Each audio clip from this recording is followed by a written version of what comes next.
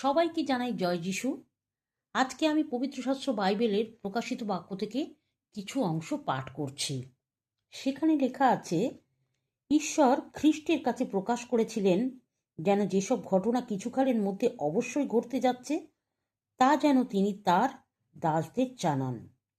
খ্রিস্ট তার দূতের মাধ্যমে তার দাস যোহনকে এইসব বিষয় জানিয়েছিলেন। ঈশ্বরের বাক্য ও যীশুখ্রিস্টের সাক্ষ্য সম্বন্ধে যোহন যা যা দেখেছিলেন সেই সব বিষয়ে তিনি এখানে সাক্ষ্য দিয়েছেন। তিনি বলছেন, যিনি সেই সিংহাসনে বসেছিলেন তিনি বলিলেন, দেখো, আমি সব কিছুই নূতন করে সৃষ্টি করছি।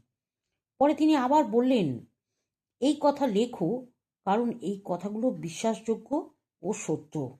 তিনি আমাকে আরো বললেন, শেষ হয়েছে, আমি আলফা ও ওমেগা, আরম্ভ ও শেষ। যার পিপাসা পেয়েছে তাকে আমি জীবন জলের ঝর্ণা থেকে বিনামূল্যে জল খেতে দেব। যে জয়ী হবে সে এসবের অধিকারী হবে। আমি তার ঈশ্বর হব এবং সে আমার পুত্র হবে।